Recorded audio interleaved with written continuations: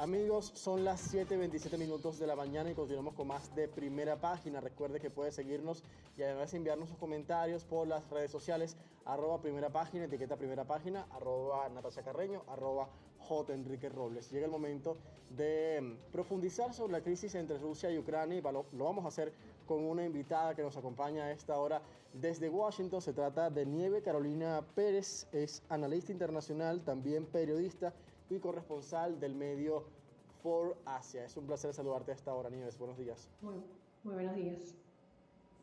Es importante abordar lo que ha sucedido durante los últimos días entre Rusia y Ucrania, precisamente tras esta invasión del presidente Vladimir Putin al territorio de Ucrania, pero ver sobre todo, Nieves, la posición de Estados Unidos. Supimos que el presidente Biden pronunció su discurso en el Estado de la Unión y fue muy frontal contra el presidente Putin, incluso le dijo dictador. ¿Cómo se está planteando esta estrategia de Washington ante la invasión de Rusia y las amenazas que esto puede representar en este momento para el mundo, no solamente para Europa?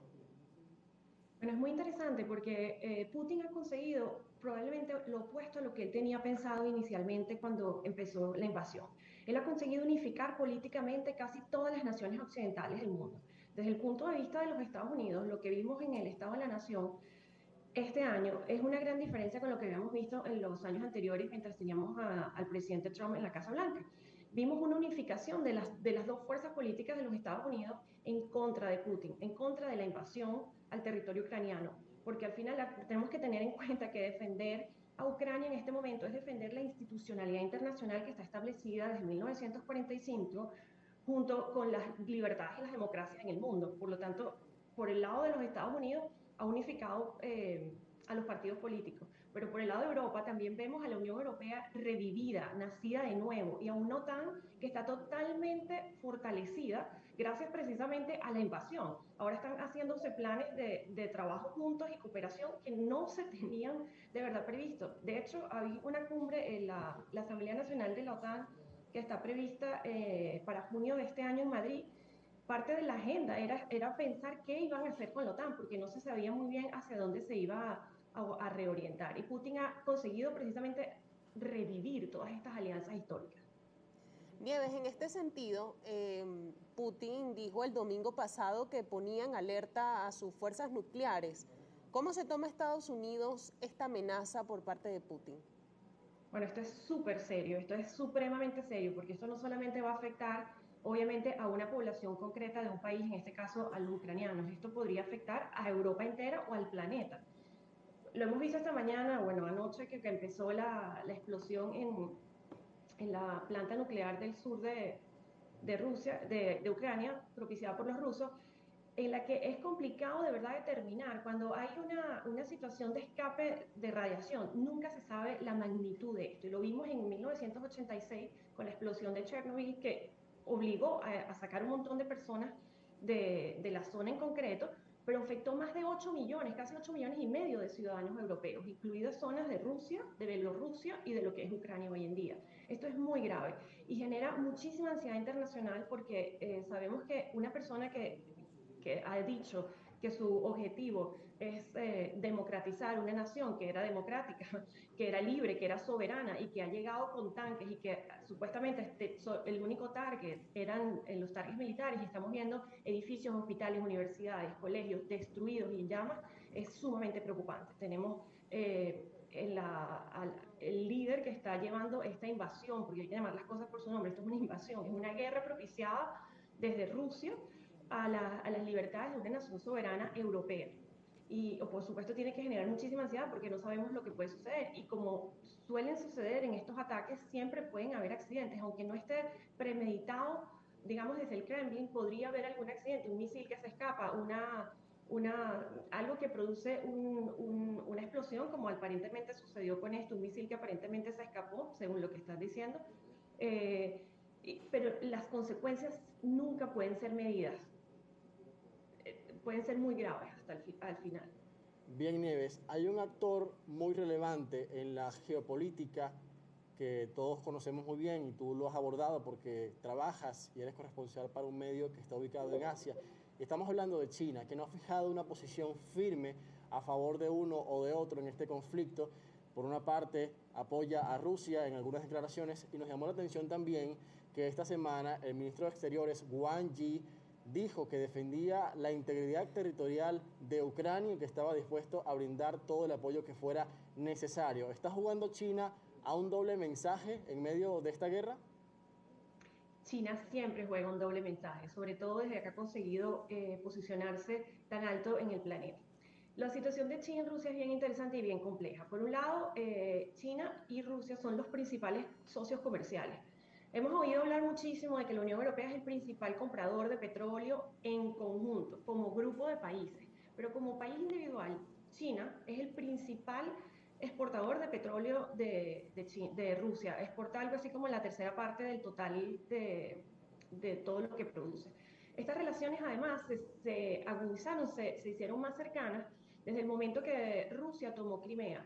¿Por qué? Por parte de las mismas sanciones puestas por Occidente en su momento, con lo cual le permitió a China aprovechar el momento y entrar más fuerte y probablemente negociar mejor precios con Rusia. Entonces, desde el punto de vista económico, tienen una relación muy cercana. Desde el punto de vista histórico, por la misma ideología, desde la época de la Unión Soviética exportó su ideología y todo su modo de político a la China de Mao.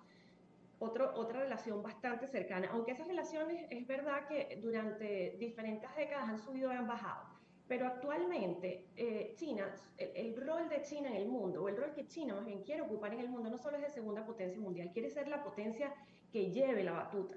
Una situación de desestabilidad económica como la que estamos teniendo post pandemia, o más bien durante la pandemia, porque muchos países siguen en una pandemia profunda, ya de por sí ha generado una crisis importante. Además, a China en concreto le genera una crisis mayor por la misma política de cero tolerancia a casos de COVID, con lo cual tiene que neutralizar completamente una población, un centro poblado, una ciudad, cada vez que hay algún caso de COVID. Pero sumado a esto, la inestabilidad económica que va a generar esta crisis, porque obviamente esto va a afectar una vez más todas las exportaciones del mundo, Europa y bueno, todo lo que hemos venido hablando, le genera un retroceso a sus planes económicos.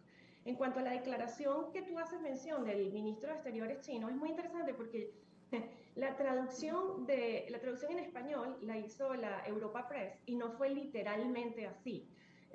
La traducción, al menos en inglés, es algo así como que ellos siempre mantienen la soberanía, la importancia de lo que es la soberanía y el respeto de la unión de los países y aprovechan las circunstancias para hacer un llamado a los ucranianos a intentar buscar una solución al conflicto, como que si fueran los ucranianos los que hayan generado la situación. Entonces ahí también vemos doble mensaje. Además, una cosa importante, y con esto ya cierro, es que los términos que han usado en los medios de comunicación oficiales chinos, igual que lo han hecho en Rusia, en ningún caso usan la palabra invasión o la palabra guerra. Siempre se habla de crisis, precisamente para bajar de nivel la gravedad de la situación y también pensando probablemente estratégicamente si en un futuro los chinos quieren hacerse con Taiwán, que es su plan desde el Partido Comunista Chino, ha sido su plan desde el principio de la fundación del partido, poder decir o poder usar los mismos argumentos.